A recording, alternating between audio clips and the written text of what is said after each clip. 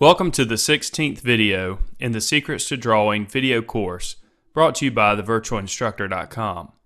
In this video, we're going to continue our exploration of media by taking a look at ink. Ink comes in a variety of colors and is made by a variety of different types of pigments. It's important to know that not all inks are permanent. Be sure to choose an ink that will not fade over time. For black inks, India ink made with carbon black pigment is best for permanence. Ink can be applied to a surface with just about anything. However, most artists will apply ink with a brush or with a pen. In this video, we're going to discuss how to create an ink wash on watercolor paper. We're also going to do a traditional pen and ink drawing with a nib pen. So let's get started. This is the ink that I'll be using for this demonstration. This is manufactured by a company called Speedball, and it's super black India ink. We're also going to be using a brush for this demonstration. I have a standard nylon brush as well as a nib pen. I'm going to use a disposable palette, and we'll also need a cup of water and a paper towel. We'll begin by taking some of the ink and spreading it on the disposable palette. You can use a plastic lid for this or any type of plastic surface that will repel water. I'm going to use a lot of water and thin out my brush and make the ink almost like watercolor paint. Then I'll begin applying it to my drawing, which I've started with just a standard HB pencil. I just drew the lines here. I did not shade with any value with the graphite. I'm working on watercolor paper here. Watercolor paper provides a tooth that will allow the water to be accepted to the surface without much wrinkling or buckling. We're approaching this ink wash much like we would a watercolor painting. We're going to start with light layers of value and slowly get darker, allowing each layer to dry. I'll begin by adding ink in the areas that I feel are the darkest in my photo reference. After each layer dries, I'll apply another layer, slowly making the value get darker.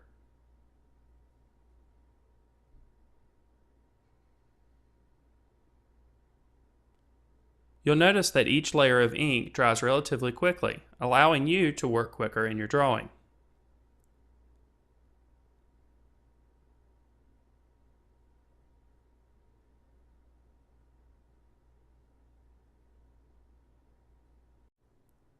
One notable difference between ink wash and watercolor paint is that ink wash will not lift easily like watercolor paint will. You can't apply extra water to a surface where ink has already been applied and expect the ink to lift from the surface or become lighter in value. Because of this, you have to be very careful in adding your layers of ink. There's less room for error.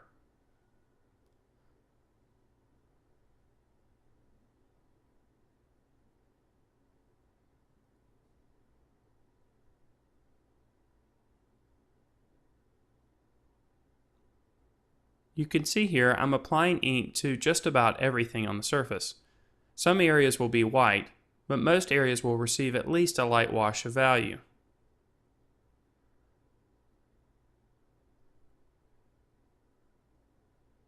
Since I'm going to be applying a pen and ink drawing over the top of this ink wash, I'm not going to get too dark with my values.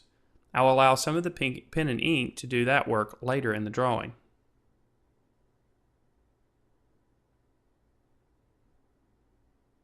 Now I'm ready to apply my ink with a nib pen. Nibs come in a variety of shapes and sizes. For this drawing, I'm using a sharp one. I'm going to go ahead and dip my nib into the ink, being careful not to dip it too deep. Once I've made a few test lines on a separate sheet of paper, I'm ready to go to my drawing. It's very important that you pull the nib towards you when you're making marks. If you try to push the nib pen away from you, chances are you'll create splattering, which could ruin your drawing. It's very important to make the test marks too before you go to your surface. This will ensure that you have the right load of ink so that the marks that you make on your surface are the marks that you want to make.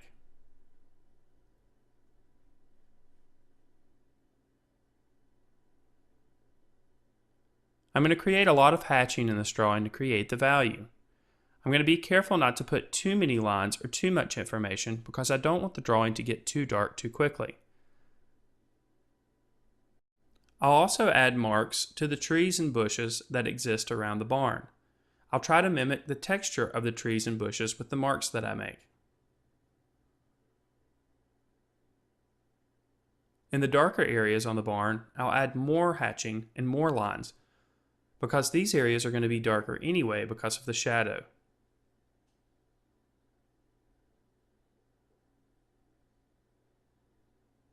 I want to be sure that I stay consistent with the directional lines that I add to the barn.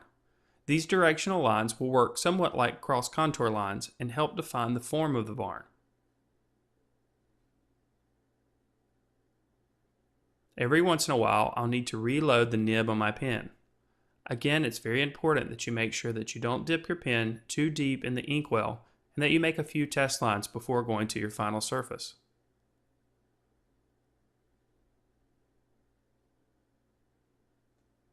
Remember that in any drawing, you're creating an illusion. With pen and ink drawing, it's all about the lines that you make.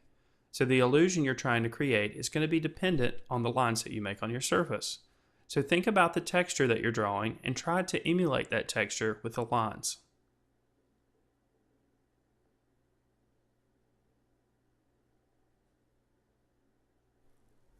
Notice how the directional lines that I've created in this drawing help create the illusion of different types of textures in the drawing. I'm also going to add directional lines in the shadowed areas behind the barn and on the side of the barn. I'm going to make these lines go in the direction that the grass would grow. This will help create the illusion of texture as well as create the illusion of a light source.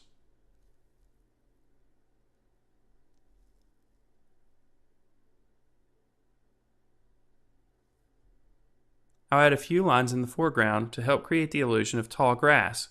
This will also create the illusion of space in my drawing.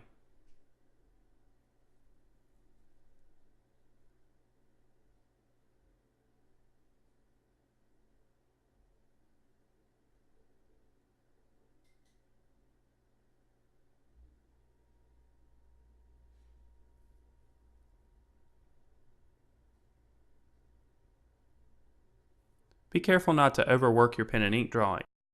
It's easy to give the viewer too much information with this medium.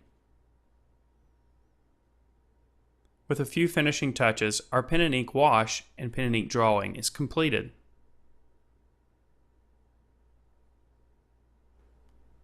So what did we learn in this video? Well, first we learned that not all ink is permanent. If you're using a black ink, be sure to choose an ink that is made from carbon black pigment in order to ensure its permanence. We also learned that although ink can be applied with just about anything, it's usually applied with a brush or a pen. We also learned that ink wash is an effective way to produce quick values and behaves in a similar manner to watercolor paint. And lastly, we learned that traditional pen and ink methods using nibbed pens can produce a variety of lines and provide the artist control over the marks that are made on the surface. In the next video, we're going to go into color, start talking about its theories and applications.